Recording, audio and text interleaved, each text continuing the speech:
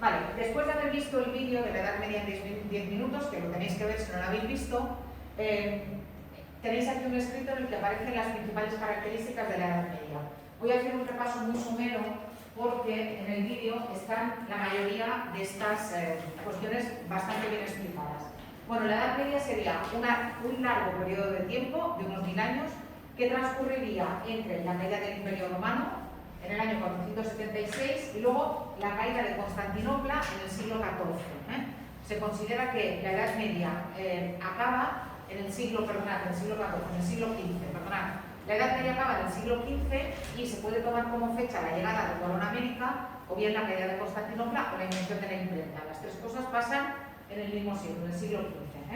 En la península, además de con la llegada de Colón a América, también coincide con la expulsión de los judíos. Durante toda la Edad Media, en la península ibérica, se había dado una convivencia más o menos pacífica de tres religiones, que eran los musulmanes, los judíos y los cristianos. Así como los territorios iban conquistando a los musulmanes, el que quería seguir conservando su religión podía, pagando una multa, eso sí, Los cristianos les decían a los musulmanes o a los judíos: vosotros podéis continuar con vuestra religión, pero tenéis que pagar una tasa. Pero se podía. Los reyes católicos acaban con eso y deciden que no, que los judíos tienen que irse, y se tienen que ir con una mano detrás y otra adelante, entre otras cosas porque debían muchísimo dinero a los reyes católicos, que se habían metido en muchos préstamos, y en aquella época los banqueros eran judíos. Entonces los reyes católicos, que no pueden pagar esas deudas, deciden cuál es la mejor manera de no tener que pagar las deudas: echarlos. Entonces los echan, y luego detrás echan a los moriscos, y España entra en una crisis fortísima económica y también de mano de obra para trabajar en los campos, que eran los moriscos. Pero esa es otra historia. En cualquier caso, ese periodo se puede dividir en dos partes o en tres. A mí con que recordéis dos partes ya me basta, que sería la Alta Edad Media, sería ese primer periodo hasta el siglo XI, y después la Baja Edad Media, cuando ya encontramos ciudades, ya encontramos gremios, ya vemos las primeras universidades, en las que las características de esa época más oscura ya no, en fin, empiezan a abrirse a lo que vendrá después, que es el Renacimiento. En la península ibérica nos encontramos con un hecho fundamental, que es la conquista. Hay quien dice que ya no es la reconquista, sino la conquista, porque en realidad cuando los musulmanes entran, no ocupan la península con tantísima facilidad, porque hay diferentes reinos que no están organizados entre sí y no ofrecen prácticamente resistencia. Entonces entran por la zona del sur de España, evidentemente, y ocupan rapidísimamente prácticamente toda la península, menos el norte, menos una parte de lo que hoy en día es el País Vasco y Asturias, y desde ahí empieza un movimiento, que es el que se conoce como conquista cristiana o como reconquista, que va a empujar a los musulmanes hacia abajo, y desde el año 711 en que entran hasta el año 1492, en que pierden definitivamente el último reino que les quedaba, que era el reino de Granada. Durante ese largo periodo de tiempo hay luchas continuas en las fronteras que van cambiando, y poco a poco acaban expulsados. En la novela Sidi, de Arturo Pérez Reverte, que es la que tenéis que leer, justamente se habla de eso, de las luchas contra los musulmanes y de cómo, van perdiendo terreno, en fin. Ese es un periodo muy interesante y marcado fundamentalmente por conflictos bélicos. Como os he dicho, también conviven esas tres culturas, la cristiana, la árabe y la judía, y también os he hablado del fenómeno de la peregrinación a Santiago de Compostela, que es fundamental, porque es la forma por la cual entran a la península ibérica nuevas modas literarias, nuevas corrientes arquitectónicas, nuevas ideas filosóficas de pensamiento, formas políticas, porque el feudalismo que nace en lo que hoy en día es Francia llega a España a través de eso, a través del Camino de Santiago, que era fundamental como intercambio cultural en aquella época, en una época en la que no había medios de comunicación. O sea, ¿tú cómo te enterabas de lo que pasaba en otro lugar? Pues no te enterabas, o te lo contaba alguien o no lo sabías. Vale, la sociedad medieval era una sociedad jerarquizada en forma estamental según la siguiente pirámide. Había tres estamentos, que eran fundamentalmente la nobleza, el clero y después nos encontrábamos con el tercer estado o los campesinos, y después, un poco más adelante, cuando empiezan las primeras ciudades, campesinos más artesanos, que luego se van a llamar burgueses. Después también el significado de la palabra burgués ha cambiado con el paso del tiempo. Hoy en día un burgués es alguien que tiene dinero, alguien que vive bien. En aquella época los burgueses eran los que vivían en las ciudades, aunque vivieran mal.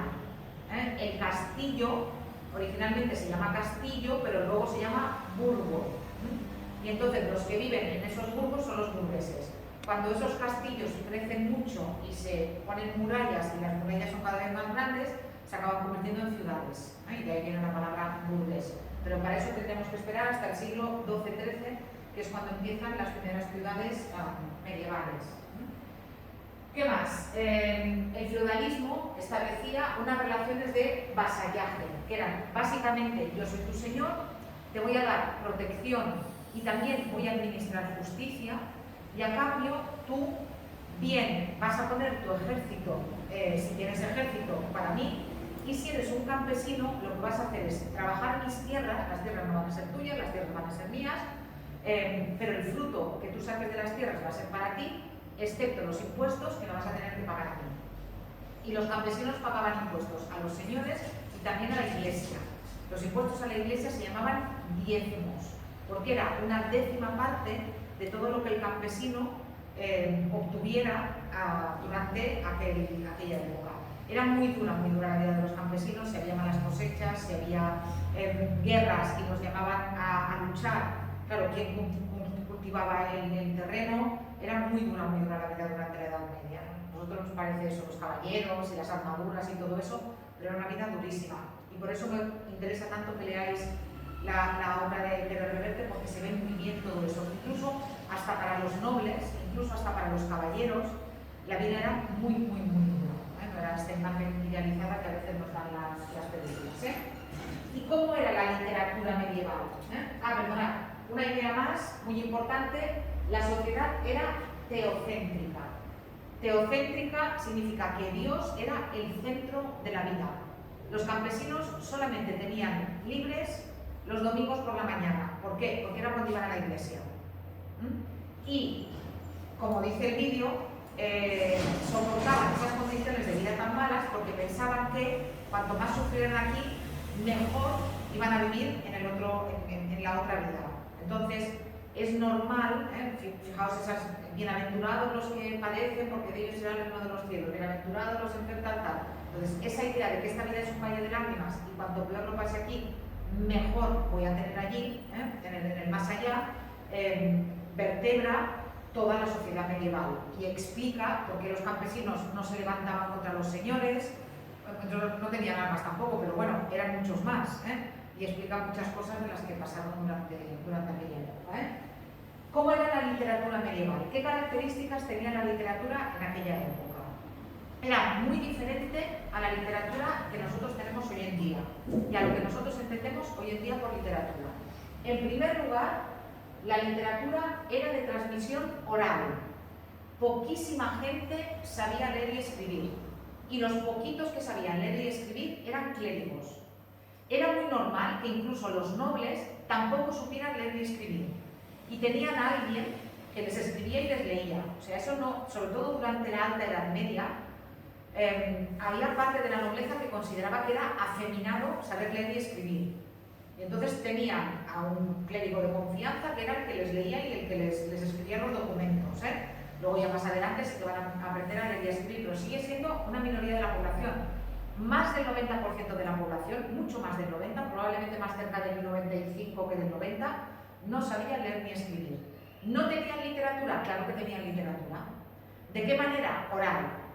Cuentos, cancioncillas, poemas que se transmitían de generación en generación, y sino también los juglares y los trovadores que iban de aldea en aldea, de castillo en castillo, recitando poemas y también recitando las historias de los héroes que hoy en día conocemos como las canciones de gesta o los poemas épicos, como por ejemplo la canción del poema del Minocito, Cantar del Minocito. Entonces, los juglares se aprendían los poemas de memoria, que eran poemas muy largos, de 10.000 versos, y a lo mejor se sabían 8 o 10 poemas, iban a diferentes lugares y recitaban esos poemas en días sucesivos. La gente les daba dinero, les daban cobijo, y luego cambiaban y se iban a otro sitio.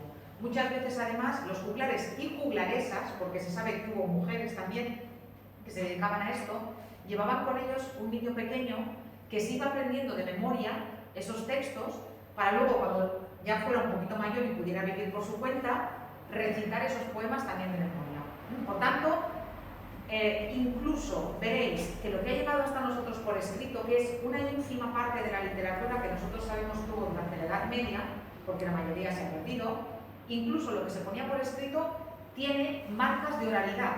Escuchad lo que os voy a decir, bien oiréis lo que pasó, porque incluso cuando había una persona que sabía leer, por ejemplo un clérigo, lo que hacía era que él leía y que luego había un grupo de personas que escuchaban.